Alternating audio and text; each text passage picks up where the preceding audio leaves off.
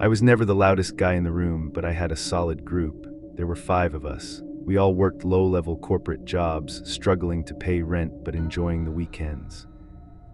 I had a spacious basement apartment with a pool table and decent speakers, so my place became the default hangout.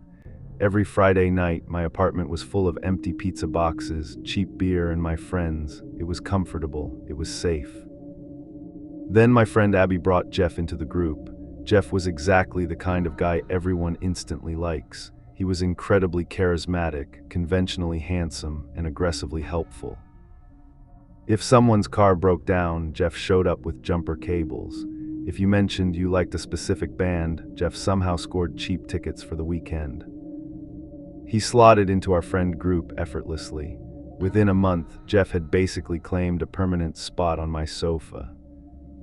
I didn't dislike him, but I am naturally observant, and I noticed the subtle, quiet things. Jeff mirrored people. When he talked to Abby, he adopted her exact cadence and vocabulary. When he talked to Dave, who was into sports, Jeff suddenly possessed an encyclopedic knowledge of football statistics. It started feeling less like Jeff had a personality of his own. He just became whatever the person in front of him wanted to see. The bizarre incident started around the holidays. I kept a spare key to my apartment hidden inside a magnetic lockbox attached to the underside of the exterior staircase. I only used it for emergencies. One Saturday morning, after hosting the group the night before, I walked out to get the mail. I checked the lockbox out of habit. The box was empty. I remember staring at the empty space way longer than I should have. I assumed I had used it and forgotten to put it back. I dismissed the anxiety, walked to the hardware store, and had my locks changed just to be safe. 2 weeks later, the digital intrusions began. I woke up to a security notification from my bank. Someone had attempted to log into my checking account from an unrecognized device at 3 a.m. They failed, but the attempt triggered an account freeze. I spent 2 hours on the phone with fraud protection resetting my passwords. The next day, my Instagram account logged me out. When I requested a password reset, the recovery email had been changed to a burner address. I mentioned the hacks to the group chat. Everyone offered sympathy. Jeff called me directly, offering to help me set up a 2-factor authentication app. I politely declined. I didn't want him messing with my phone. A few weeks later, we were hanging out at my apartment. Dave, Abby, Jeff, and me. We were drinking beers and watching a movie. I got up to use the bathroom. As I walked down the short hallway, I realized I left my phone on the coffee table. I stopped, turning back to grab it. I looked into the living room from the dark hallway. Abby and Dave were watching the TV, laughing. Jeff was not looking at the TV. He was sitting on the edge of the sofa, leaning over the coffee table. He was holding my phone. He didn't just pick it up to move it. He was actively swiping through the screens. Then he pulled a tiny USB drive from his pocket and hovered it near the charging port. "What are you doing?" I asked sharply, stepping into the room. Jeff didn't even flinch. He just slowly looked up at me. He smoothly pocketed the flash drive, turned the phone screen off, and smiled. "Just checking the time, man," Jeff said, his voice completely level. Mine died. "There's a clock on the wall," I snapped, snatching the phone from his hand. "Don't touch my stuff." The room went dead silent. Abby glared at me. Dave shifted uncomfortably. "Dude, chill out," Dave said, defending Jeff. "He was just checking the time. Why are you being so hostile?" I didn't argue. I told everyone it was late and asked them to leave. That was the mistake. I fractured the dynamic. I became the hostile, paranoid guy attacking the group's favorite new member. The isolation began immediately. The group chat went silent. When I texted Abby to grab coffee, she made an excuse.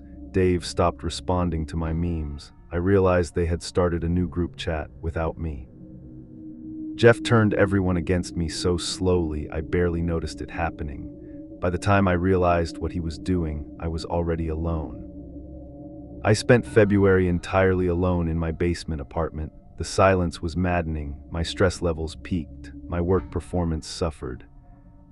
Then the true horror of his obsession revealed itself. I was cleaning the apartment, trying to keep my mind busy.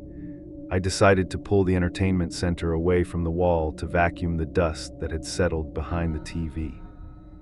As I dragged the wooden cabinet forward, a small object tumbled off the top lip of the molding, hitting the floor. It was a small, black plastic cube, about the size of a dice. It had a tiny, pinhole camera lens on the front and a microSD card slot on the side. A wireless spy camera. My stomach plummeted. I frantically ripped the SD card out, plugged an adapter into my laptop, and opened the files. There were hundreds of video clips. The camera was motion activated. It had recorded everything that happened in my living room for the past 2 months. I clicked on a file timestamp from Thursday at 2 a.m. The video showed my empty living room in the dark. I was asleep in my bedroom. Then, without warning, the front door slowly opened. Jeff walked into my apartment like he lived there. I watched the grainy, gray-scale footage as Jeff walked through my living room. He didn't steal anything. He walked over to my kitchen island. He opened my mail. He read my bank statements. He opened my refrigerator and drank directly from my milk carton. He sat on my sofa in complete darkness for almost an hour. He never turned the TV on. He just stared down the hallway toward my bedroom. Then he stood up, locked the front door behind him, and left. I felt physically sick. I threw the laptop aside, grabbed a screwdriver, and tore the apartment apart. I found a second camera hidden inside the smoke detector in the hallway. I found a third camera secured under the lip of my bathroom vanity. He wasn't stealing from me. He watched me sleep. He watched me shower. He stole my friends, compromised my finances, and violated the one place where I was supposed to feel safe. I didn't call the police. I knew none of it would stick. A charismatic guy like Jeff always sounded reasonable. Jeff would just claim I planted them myself to frame him because I was jealous of his friendship with Abby. I started distancing myself from my old friends after that. I stopped going to parties. I avoided social gatherings and pretty much gave up on making new friends altogether. I deleted every social media account I had. I switched jobs a few months later and moved across the city without telling anyone from the old group where I went. Maybe Jeff forgot about me eventually. Maybe he moved on and found another group, another apartment, another life to quietly crawl inside. I honestly don't know, and after what he did to mine, I don't think I ever want to know.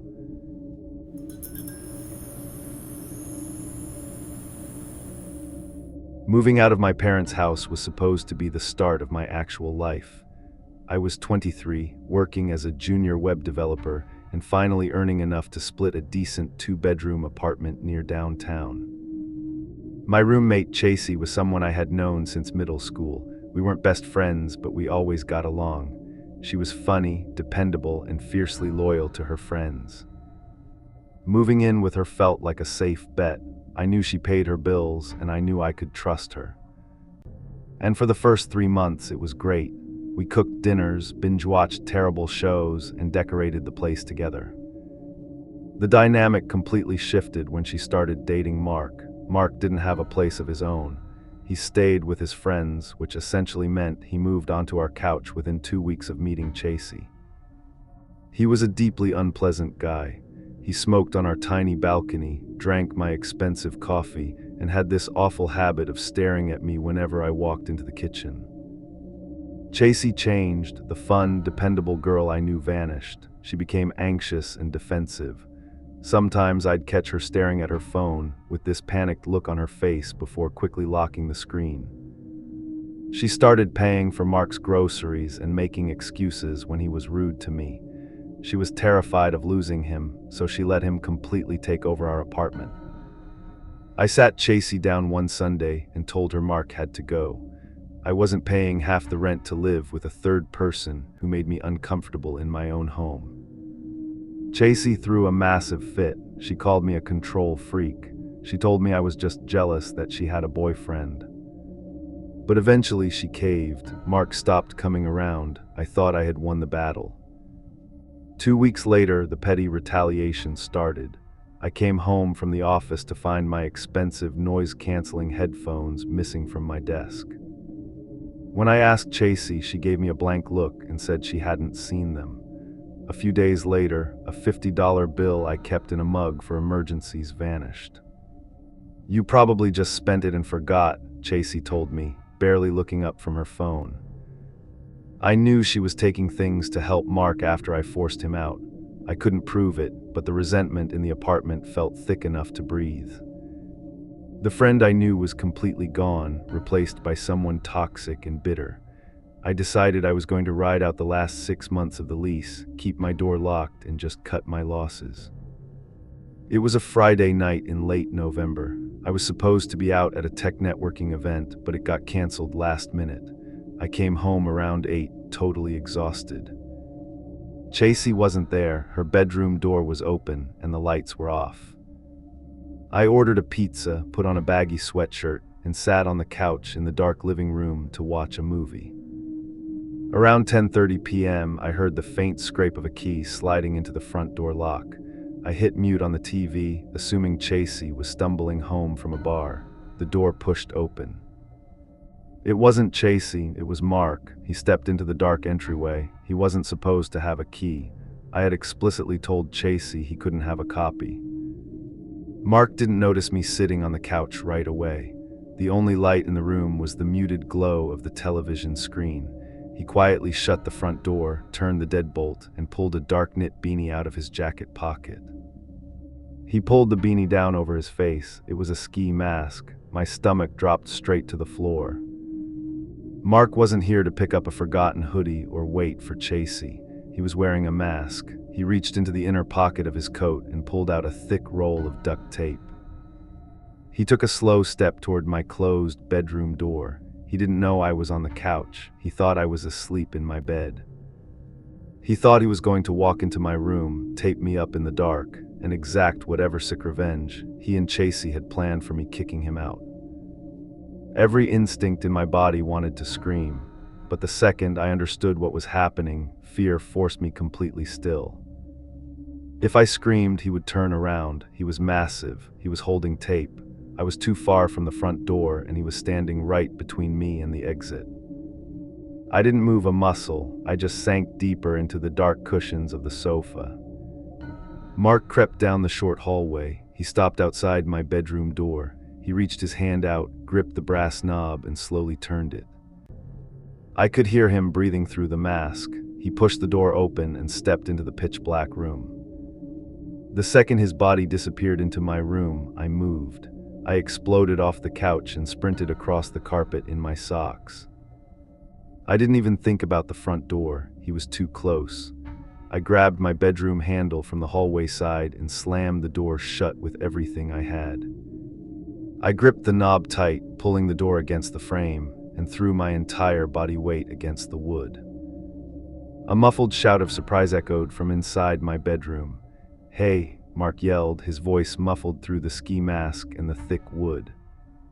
He rattled the knob violently. "Chasey, let me out." He thought I was Chasey. He thought she was playing a joke on him. I didn't say a word. I just grabbed the brass thumb turn and twisted it hard. Mark was locked inside my bedroom. "Chasey, stop messing around," he barked and started throwing himself against the wood. I walked into the kitchen, grabbed my cell phone off the counter, and dialed 911. I told the dispatcher an intruder wearing a ski mask had entered my apartment with a key, and I had trapped him in the back bedroom. The police arrived in 6 minutes. They drew their weapons, told me to step out into the hall, and kicked my bedroom door open. They dragged Mark out in handcuffs. The ski mask was still pulled over his head. The duct tape was sitting on my bed. The cops sat me down in the kitchen to take my statement. I was shaking, trying to process the absolute nightmare. "He had a key," I told the officer, pointing at Mark's jacket sitting on the floor. "My roommate must have given it to him to rob me." The officer frowned. He walked over to the jacket, pulled out the keyring, and examined the brass key. "This isn't an apartment key, miss," the officer said quietly. "It's a bump key, a lockpicking tool." He forced his way in. I stared at the officer. Something about that felt horribly wrong. But he was looking for me, I said, my voice trembling. He yelled my roommate's name. I forced her to kick him out. They planned this. The officer let out a heavy sigh. He pulled a small notebook from his pocket and looked down at his notes. When we arrested him, he didn't know you were the one who locked the door, the officer explained, his voice low. He was yelling at us, asking why Chasey locked him in. He told us they had a massive blowout argument earlier tonight at a bar. Mark didn't hate me, he hated Chasey. I just happened to sleep in the first bedroom he reached. He put the ski mask on and pulled the duct tape out because he intended to walk into the Chasey's bedroom. He broke in to hurt his girlfriend. Chasey came home an hour later. The police arrested her on a bench warrant for an unpaid parking ticket, but she broke down crying when they told her Mark was in the back of the cruiser. I broke the lease the next morning. I didn't ask for my deposit. I just packed my car and left.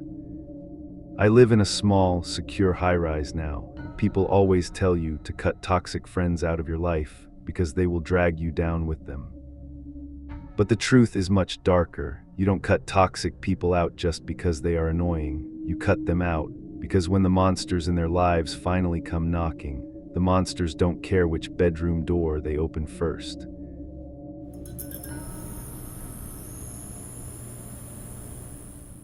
You never realize you're the sidekick in someone else's life until they need a human shield. I'm 22. During my senior year of college, I paid rent by serving tables at a loud, packed sports bar right off campus. I worked the late shift with a girl named Harper. We weren't best friends, but we shared the same miserable schedule. You sort of trauma bond when you spend 40 hours a week dodging drunk frat guys and mopping up spilled beer. Harper was a disaster, but she played it off as being spontaneous. She was the girl who always knew where the after-party was. I was the exact opposite. I liked my sleep, I liked going home early, and I hated drawing attention. Because of that, we fell into this toxic routine. She brought the energy, I played the babysitter. When she lost her phone at a club, I paid for the Uber. When she drank too much, I held her hair. I didn't mind it. Honestly, it made me feel needed. Being the responsible friend is just a nice way of saying you have terrible boundaries. It was a Saturday night. Our shift ended at midnight. I just wanted to go back to my apartment, wash the smell of fried food out of my hair, and sleep. Harper cornered me in the break room. She begged me to go to some unlicensed warehouse party out in the industrial district. She said she was meeting a guy she had been texting, and she desperately needed a wingman so she wouldn't have to walk into a massive crowd alone. She used a really specific, effective kind of guilt. She told me I worked too hard. She told me she felt unsafe going by herself. I gave in. I told myself I'd stay for one drink, make sure she found her guy, and then I'd call my own car home. The venue was a freezing concrete warehouse, packed with sweat, smoke, and bass so loud it rattled my ribs. Harper disappeared into the crowd within minutes. I spent the next 3 hours standing alone near a pile of shipping pallets, pretending not to notice the drunk guys staring at me whenever they walked past. My calls to Harper kept going straight to voicemail. By 3 in the morning, my headache was pounding in sync with the music, and the crowd had finally started thinning out. I spotted her stumbling near the exit doors, clinging to the arm of some tall guy in a dark denim jacket.